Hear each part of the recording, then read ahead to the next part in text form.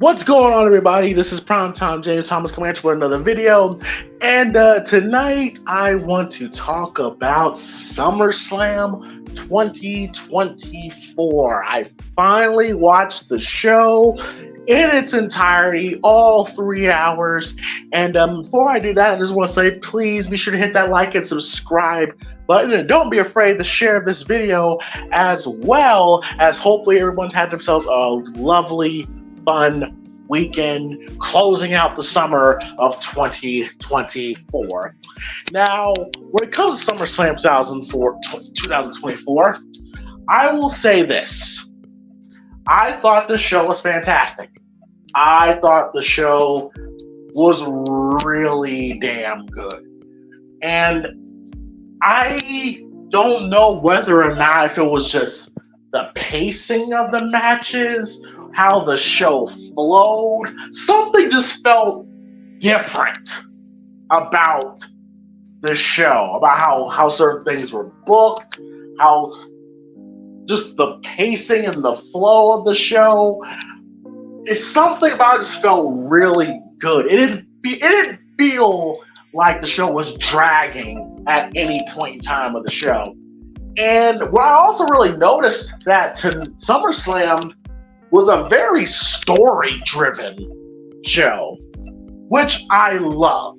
I absolutely love it. It wasn't just match 1, then match 2, then match 3, like there was actually stories being told all throughout the night, which if you are a fan of those late 90s or early 2000s pay-per-views, that's how pay-per-views used to be, where there'll be like certain segments and certain storylines that will progress all throughout the night. And one of them was the Judgment Day. Tonight was the official implosion of the Judgment Day, and it all started with Rhea Ripley versus Liv Morgan. Rhea Ripley, Liv Morgan opened the show, and I gotta say, I really enjoyed this match. I never thought I would ever say that during a Liv Morgan match, but I enjoyed the match because the match in itself, out of 5, I would give it a 3. It was decent, but it wasn't about the match. It was the story that was being told during the match. And the story that was being told during the match was Rhea's shoulder, and how Liv Morgan just kept attacking and targeting the shoulder. So much so, the shoulder got dislocated. It popped out of place. And I gotta give Rhea Ripley this. People forget, because Rhea is presented as such a dominating character. People forget that Rhea can sell her ass off if need be. The match that she had with Charlotte at the Warehouse WrestleMania, when Charlotte was attacking Rhea's knee, and Rhea's selling was so, you believe she was actually hurt. Like, she could sell her ass off if need be. And she was selling her ass off for Liv Morgan all throughout that match. And I gotta give Rhea Ripley this. For someone who hasn't wrestled an actual match in about a year, she looked really good. And one of the highlights of the match was that Rhea was popping her shoulder in place. Pretty much did the Shayna Baszler spot. When I think it was Shayna Baszler, and I think Nikki Cross. When Shayna Baszler had her shoulder pop and she rammed her shoulder into the ring post, pop it into place. They did the same thing here when Rhea rammed her shoulder into the announcer table to pop it back in place. She did it another time too when she rammed her shoulder into the turnbuckles. But I thought from a storytelling standpoint, the match was really good. And then the angle that we got after, people expected it. People knew it was coming. But how they executed it was really well done. Now, here's the thing. There's nothing wrong with being predictable. As long as the execution is good, it makes it worthwhile. And I gotta give WWE credit. How they executed this was really good. Even threw me kind of off guard. Now, Dominic Mysterio came out with Rhea Ripley. Now, you could kind of say with how all lovey-dovey that Rhea was being around Dom, even more so than usual, kind of like a sign that, oh yeah, Dom's turning. Because she was being extra lovey-dovey, like looking at him all lovingly, holding him, caressing him, and all that stuff. It's like, okay, God, tonight's the night. And how it was done was really good. So first off, Rhea grabbed a steel chair, right? Grabbed a steel chair, was about to hit Liv Morgan with it. Dominic grabs a steel chair, being actually a smart heel, telling Rhea that you cannot win this way. So then Liv have Rhea and Dom collide, and she hits Rhea with the Oblivion. Rhea kicks out. Hardly anybody kicks out of the Oblivion, by the way. The Oblivion is a pretty protected finish for Liv Morgan. So then, Dominic, now how they did this was clever. They tried to make it look like that, it was by an accident, because it was the same way how Liv defeated Becky Lynch, when Dominic slid the chair in to try to make it look like he tried to make it like it was an accident, but he slid the chair in a very specific spot, right? And then Dominic goes up to the apron to distract the ref. Liv Morgan once again goes for the Oblivion onto the steel chair. By the way, again, Rhea's selling on that spot was very good. And 1, 2, 3, Rhea loses to Liv Morgan. Now, the crowd's kind of going like, what the hell? I kind of am too. You see Dom smiling, and then it's like, oh, okay.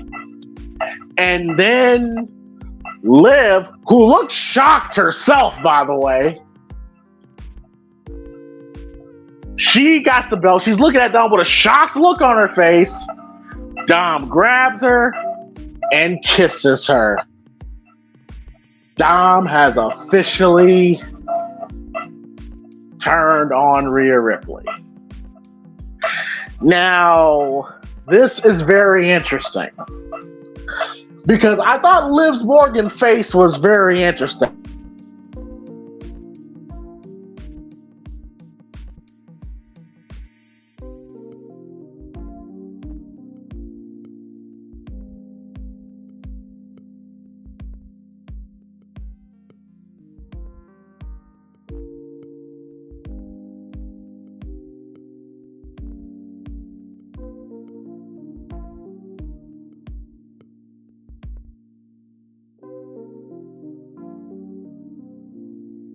And all along that Liv's been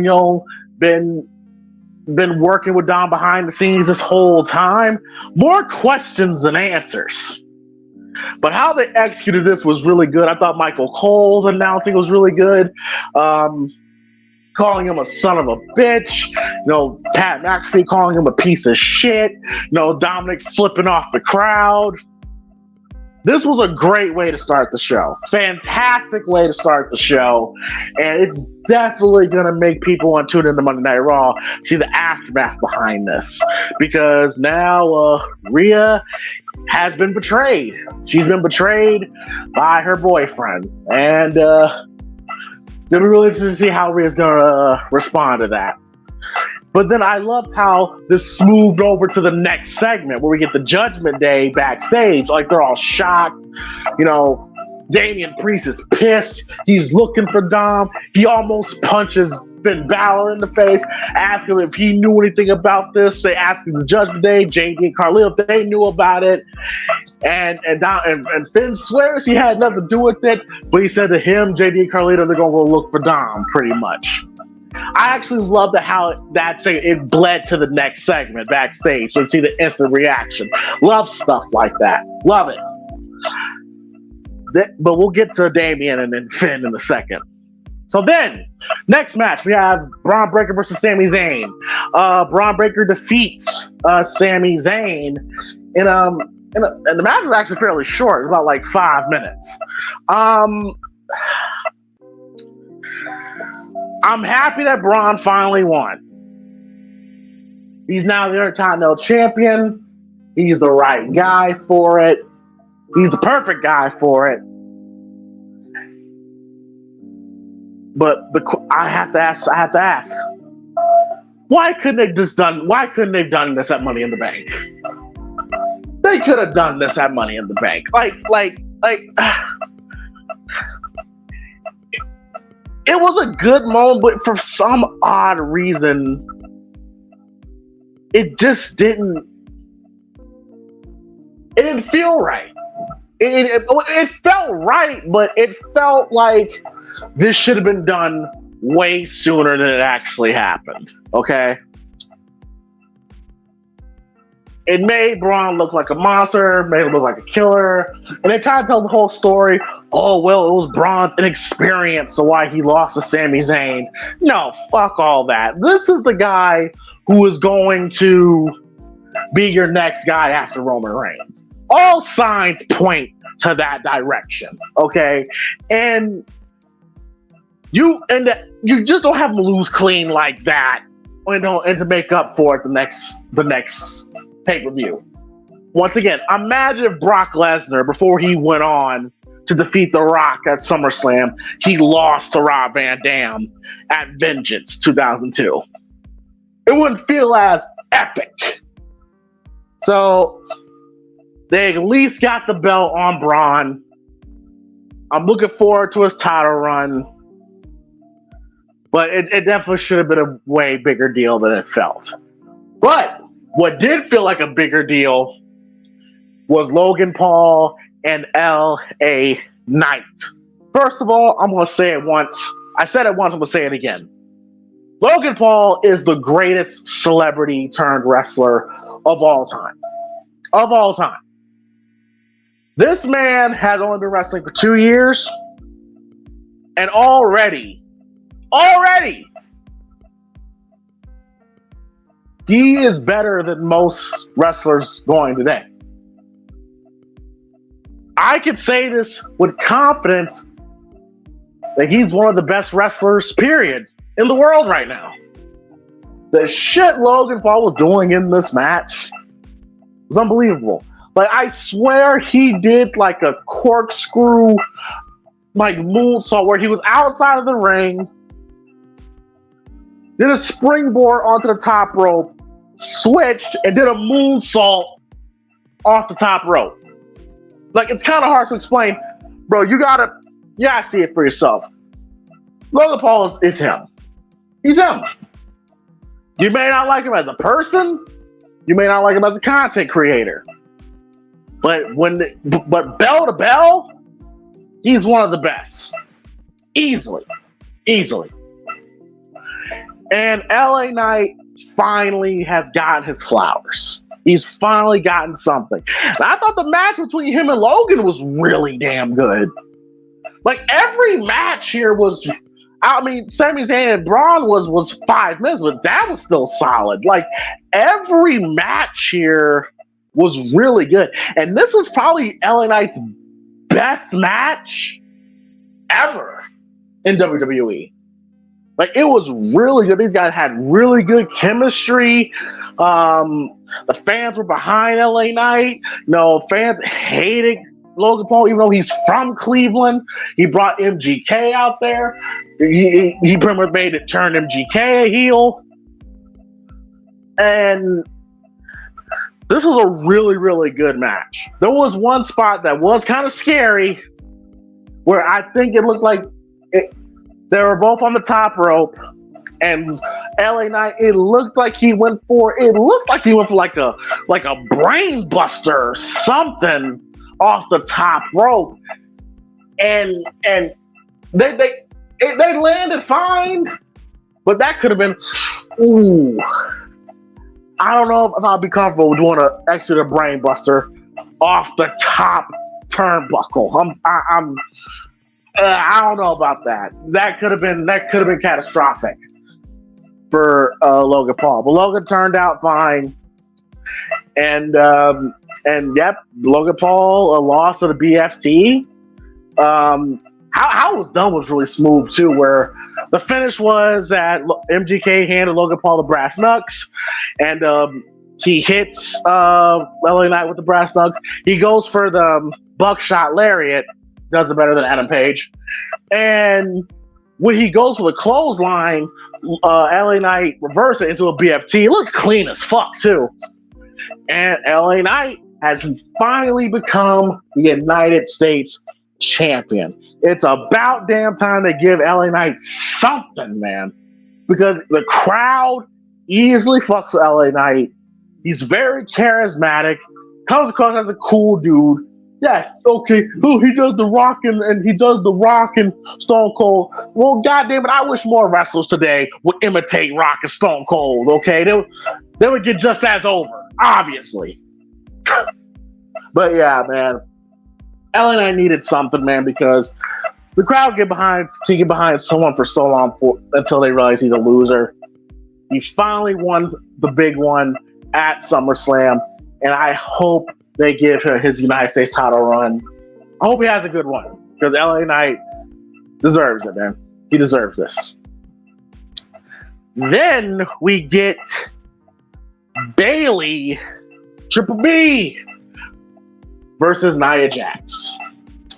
Now, everybody would assume this is probably going to be the worst match of the night.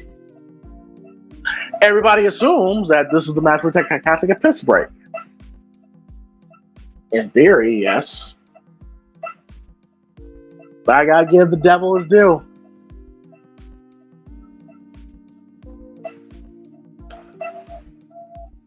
Nia Jax and Bayley had a really good match. They actually had a really good match. Say what you want to say about Nia Jax. We've all been critics of Nia Jax. Well, except for Mark and Simeon. But ever since Nia's been back, you can make the case she's probably the best return since Triple H has taken over. She has improved greatly in the ring. She has more personality now. Like, ever since she's been back, you haven't heard anything about Nia Jax hurting people. You haven't heard. You haven't seen it. Like, she has improved. I think we kind of need to back off Nia Jax, okay? People still think this is Nia Jax from like 2020, 2021 when she was reckless. But she has improved greatly since she's been back. I think we kind of need to back off Nia Jax and give credit where credit's due, okay?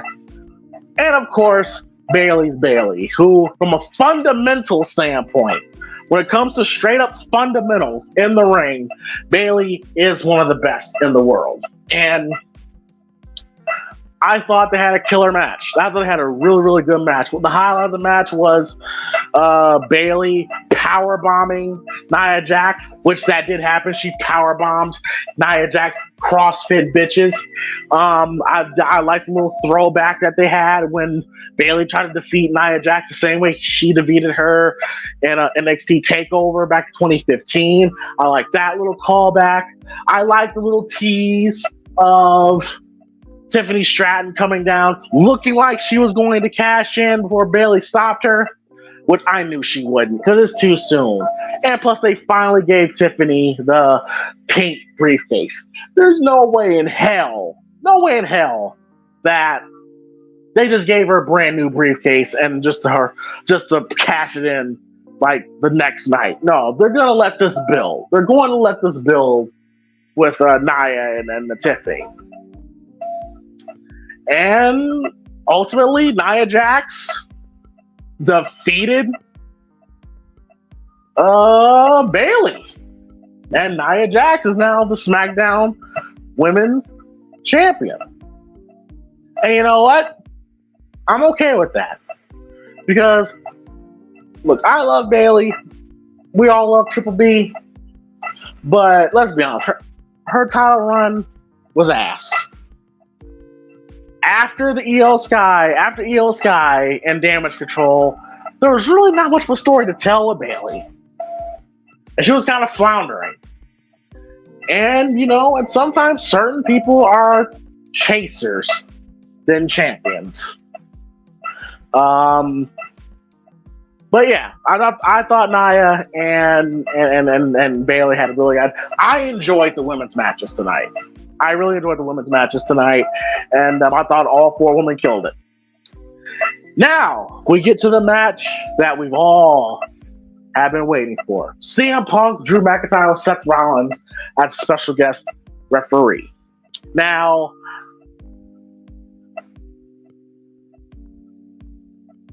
this match was the ultimate example of moves don't matter. It's what you do in between the moves that matters. It's what you do in between the action that makes the crowd invested. And I thought this was a fantastic match.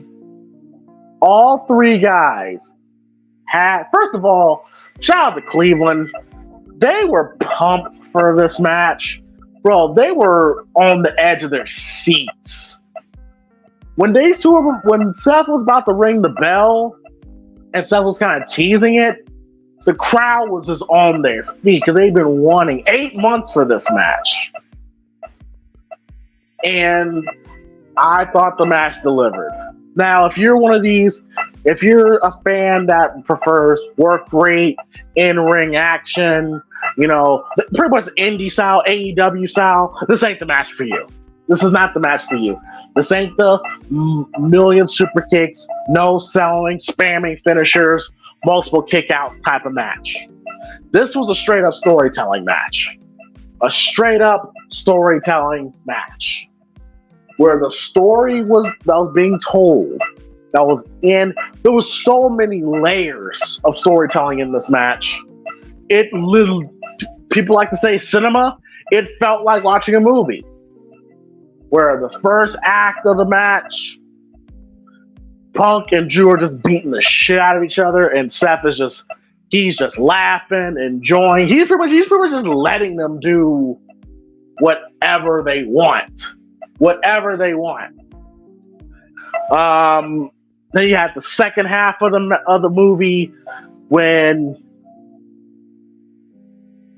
Seth is starting to kind of feel like, okay, this is kind of going a little too far, especially on Drew's end. Drew brings a chair in. He's trying to convince Seth to, just let this happen. Just walk there, just turn around and let me finish this with CM Punk.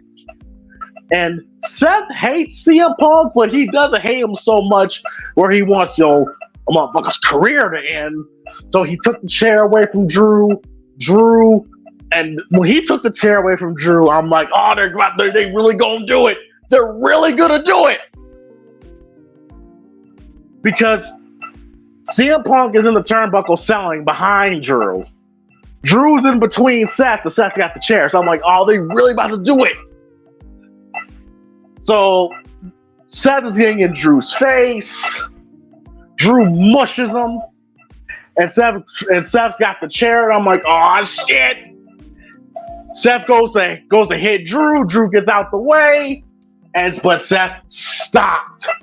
He stopped before he hit Punk. And I'm like, nice. That was a nice callback. That was a nice callback to that. This whole match was a callback. If you look at Punk's trunks, like he was wearing the pink and black, Drew came out with the Undertaker inspired gear, and Seth low key did kind of look like Shawn in that match, except it was more sparkly and bedazzled.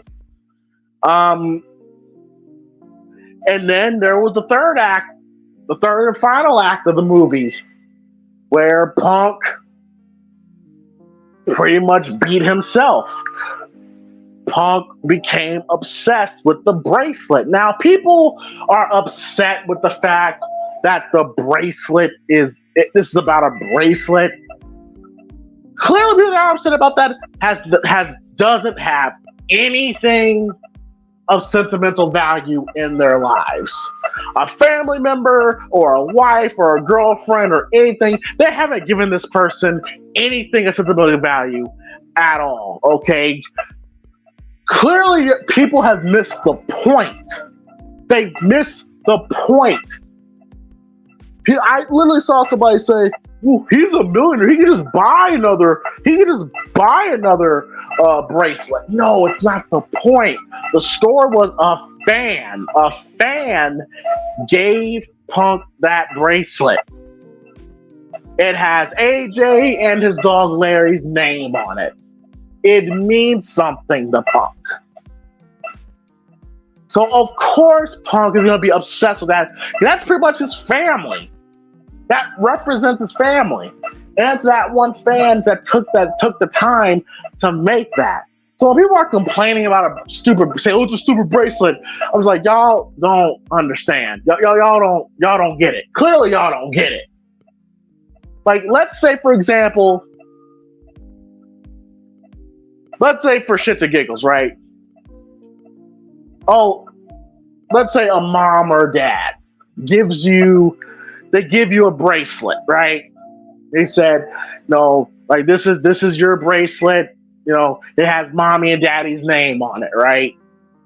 And you hold on to that bracelet, and if some dude that's been bullying you takes that bracelet from you, you ain't gonna feel a type of way about that? Like think. It ain't illegal yet. Think. But anyway, Punk is trying to get the bracelet from Drew. And the crowd popped when he finally got the bracelet from Drew. Crowd popped. And the fact that the crowd popped over a bracelet tells that the story is working. It's clearly working. But then Punk gets a Claymore kick. He loses the bracelet. And how they did this was very smooth. Because normally refs, would kick stuff out the ring. Seth, without even thinking about it, took the bracelet, put it on his wrist, right? He wasn't even thinking, he just did it. He wasn't being malicious about it at all. The match is going on. Punk is about to put Drew in the GTS, and Punk sees that now Seth has now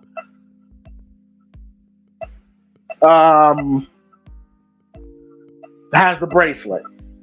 And this pisses Punk off. And then Seth is like, hey, look, man, I ain't doing nothing. I ain't messing with it. Look, it was on the ground. Just put it on the wrist. Like, Seth is completely innocent in this. But Punk is he just can't get his mind off that bracelet. And then Drew bumps Punk in the Seth. Seth's out the ring. And then Punk eventually hits Drew with the GTS. The match is over. Drew is out. Punk comes back to see Seth, selling. But he gets back in. 1, 2. Drew kicks out. Punk and Seth is going back and forth. Seth just goes off on Punk. And then Punk hits the GTS on Seth. Great selling by Seth. How Seth sold that GTS was so damn good.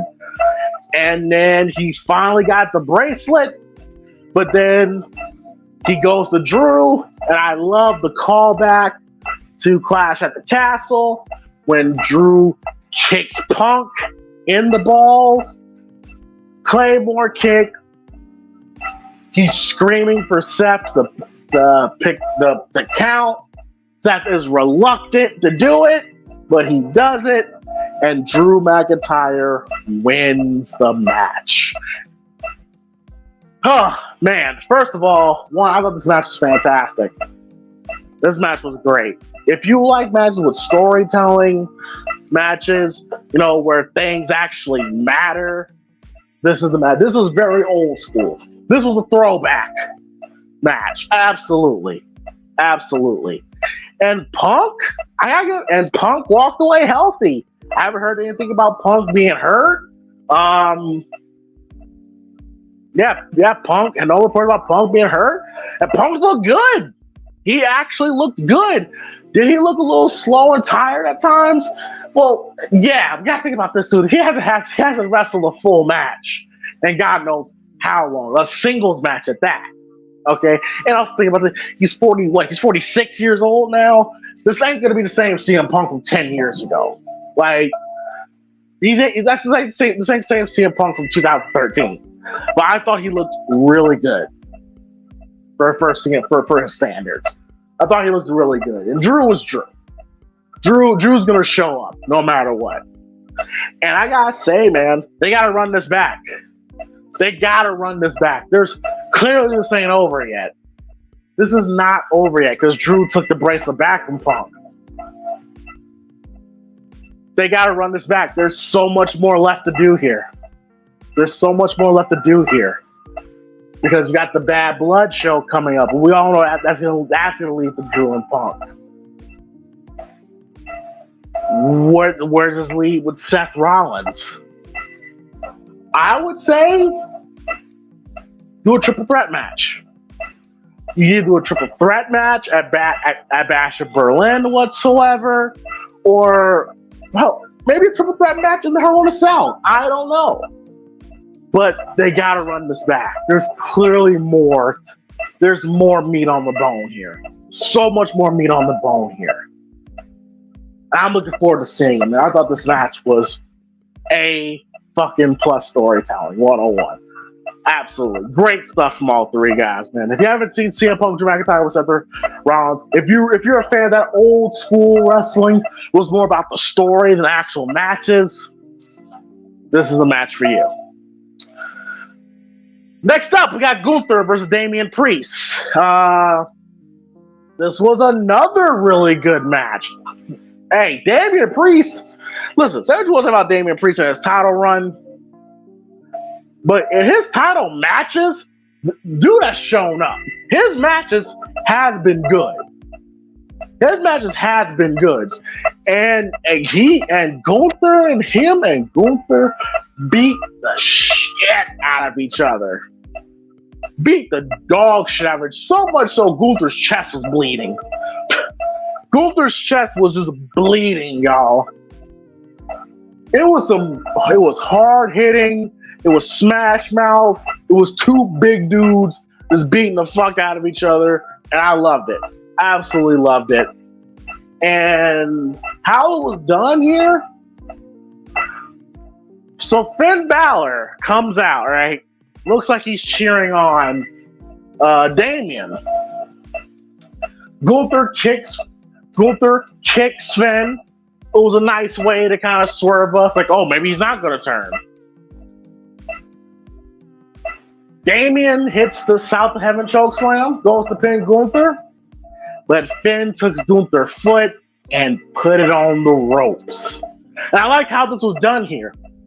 Damian didn't see it, but he looked at the replay. Like usually situations where they kind of see someone putting their foot. No, Damian doesn't see it initially. But he looks up at the replay, sees that Finn does it, turns around, looks at Finn. I gotta get Finn this, man. Finn looked like an evil little bastard. The look in his eye, he looked evil, bro. And Damian just darts towards Finn. And what I love about Gunther, he doesn't really have a finisher. Like, he can beat you in multiple different ways. That's one thing I always like about Gunther. He doesn't have a move where you can be like, oh, it's over. He can beat you in different ways. And he hits with a power bomb, chokes and puts Damian in the chokehold. And I love this moment where Damian fights out of it. He fights out of the chokehold and he runs straight towards Finn. Like, he's not even thinking, he just wants to get at Finn. That's some good storytelling right there. Gunther grabs him again, does another chokehold, and Damian passes out. And Gunther is now the world heavyweight champion. Fuck yeah! All hail King Gunther, the ring general, the best wrestler in the world, is now the world heavyweight champion. It's been a long time coming. We've been waiting for it, and it's finally here. And I thought this match was dope. This was a dope match. Hey, Damian, he's been winning me over these past few weeks. Again, with I think because his intensity has picked up these past couple weeks, it has made Damian a more enjoyable personality and wrestler. You know, because I've always said there's something missing in Damian. I think because his intensity has picked up, and it's been really enjoyable. And I've noticed he's starting to get a little bit more comfortable on the microphone. You're seeing a little bit more of his real personality show, which is nice, which is really cool. And clearly this is going to set up for Damian and Finn to go and have their little program. So this is the implosion of the Judgment Day. The Judgment Day has imploded, and what does this mean? Is the new Judgment Day Dom, Liv, Carlito, JD, and Finn? Where does Carlito and JD stand? Did they know about any of this stuff? You know, where does Finn, what role does Finn play when it comes to Liv Morgan? Is Dom really in cahoots with Liv? Or is it you could play the angle that, damn, Dom really has fallen in love with Liv, even though Liv doesn't really fuck with Dom like that? Like, this has made the Judgment Day interesting again. Like, again, there's more questions than answers. That's a great thing to have. Definitely going to make tonight's Raw very interesting. And Gunther, hey, man, y'all know I'm a big Gunther fan. I love me some Gunther. I love watching his matches. And him being now the World Heavyweight Champion, ooh, think about the matches we're going to have, bro. Him and Dragunov, him and Jey Uso could be good. Him and Seth is on the horizon. Him and Braun Breaker. Him and Sami Zayn once again. It'll be some great shit. Proud for Gunther finally getting his chance to sit at the throne, and all hail the ring general. Now we get to the main event of the evening. Bloodline rules, Cody Rhodes versus Solo Sikoa. Now, I will say that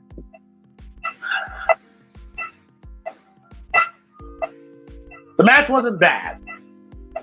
Wasn't bad. It was just a little too long for my taste.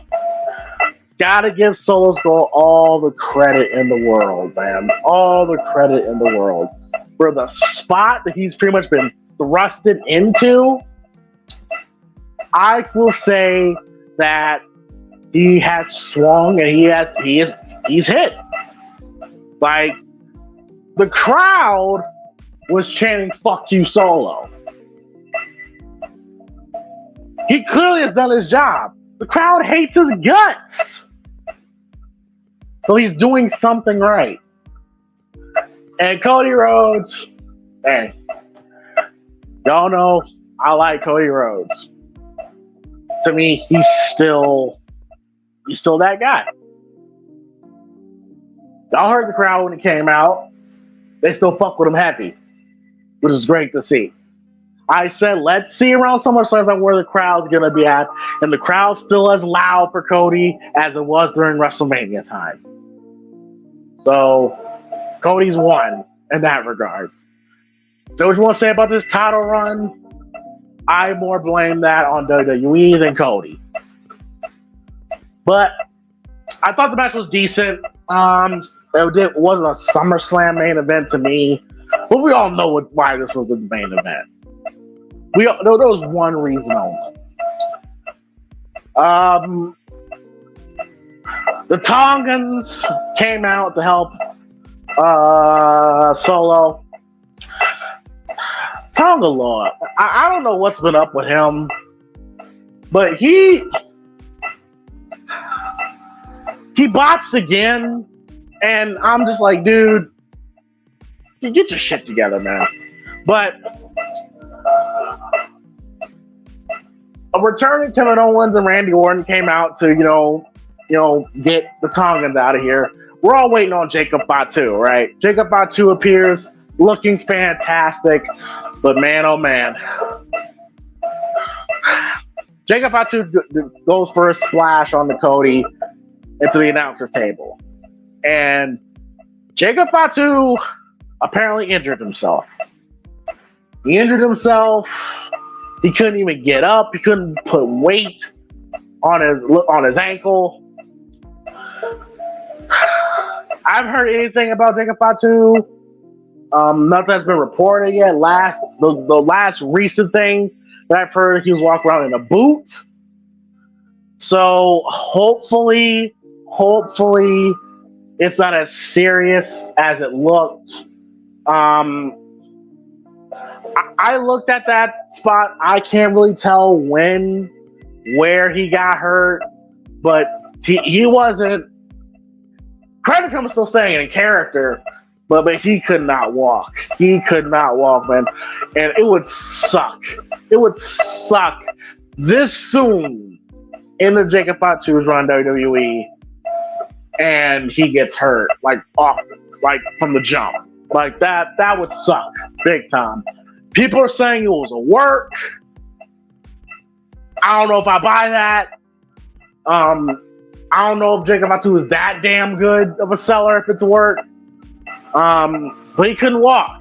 He could not walk. And he just won the tag team belts on Friday. So hopefully it was just a stinger, nothing else. But Jacob Fatu has been one of more enjoyable things about WWE right now, and it would be a damn shame if they lost, especially this close to the War Games match. But the biggest thing that happened in this match was the return of our tribal chief, Roman Reigns. First time we've seen Roman since WrestleMania. I ain't gonna hold you up. Kind of missed the dude, man. Kind of to hear his music again, it felt good. Now they kind of changed his music a little bit. It's not the same. It's not the same one that he's always been using. I don't know if I like that. It kind of sounds like some Def Rebel shit. Ooh, it's just they've been just god awful with their fans lately, but. I kind of would have preferred they kept his original music, personally. But, okay, it's whatever. And Roman comes out, crowd's going crazy. It took 10 years. It took WWE 10 years. But they finally got the reaction that they've been wanting to get from Roman ever since he broke away from the Shield. It took 10 years, but we finally here. And Roman comes in. Corey Graves and Pat McAfee, they try to play the whole Bobby Heenan. Yeah, but whose side is he on? The Hulk Hogan Bastard Beast 1996 thing. And I love how they did this. Roman didn't even hesitate. He didn't even hesitate. The moment he got in the ring, he went straight for Solo. Superman punch, ooh-ah, spear, and that's it. He didn't even hesitate. He went. It was very obvious why he was there, to put his baby cousin in line. Like, but fuck you been talking about? I'm still the tribal chief. And I love how him and Cody just had a stare down. They had a stare down. Now it kind of looked like, like it kind of, people are saying Roman kind of looked at Cody like we'll have our time. We'll have our time, but I gotta deal with family first. And then Roman just walked away. I love how they did it. Roman came in, did what he had to do, and left. Perfect. Cody gets Solo up, Crossroads, 1, 2, 3. Cody is still the WWE Universal Champion. So yeah, more questions and answers. Now with Roman back, what does it mean for the Bloodline? And very interesting, he came by himself. Paul Heyman didn't come back. Jey Uso wasn't on the show. And Jimmy, who we've heard, it is clear he's supposed to be coming back soon. He didn't show up. So what's gonna happen? What's gonna happen within the Bloodline 2.0? Will Tonga Loa and Tama Tonga and Jacob still look at Solo the same? Because he calls him the tribal chief, but he's lost. And we all know how them Samoans feel about, losing. But as you kind of see, Solo's kind of going by his own rules. So we don't know. Where does this lead? Well, we do know where it's going to lead. It's going to lead to Survivor Series, War Games. It's going to be the original Bloodline versus the new Bloodline. I'm gonna do a whole separate video about Roman later this week about about Roman's supposed babyface run. But yeah, but the show ends with Roman just kind of looking back at Cody looking back at Roman, and Cody basking in the glory within the fans that are all chanting his name.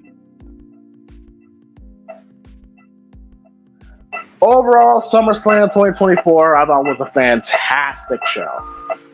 It's probably the best Triple H produced show since his run. Since he's took over creative. No bullshit. I could probably say this is probably his best show he's ever put together. Like, the matches went at a good time. They didn't feel like they went on for too long. Well, maybe except the Cody and Solo match, but that's the main event. It went at a good pace. The right people won. And storylines progressed during the pay-per-views. Like, angles actually progressed, which is what you want in a pay-per-view, because you want to see what the fallout's going to be in the next upcoming shows. That's how you do it. I'll give WWE this. I thought they gave an A+ show. Great show. And Raw and SmackDown this week are must-sees. Absolutely. But yeah, let me know guys' thoughts. How'd y'all feel about SummerSlam 2024? What was your favorite match? What was your least favorite match? How you feel about Roman Reigns' return? How y'all feel about the implosion of the Judgment Day? How y'all feel about Dom leaving Rhea for Liv? Finn turning on Damian. Gunther is the World Heavyweight Champion. Braun Breaker is now the Intercontinental. A lot of things happened on this show. Very newsworthy show. But let me know your guys' thoughts. Please hit that like and subscribe button. Hopefully you guys have a great rest of your day.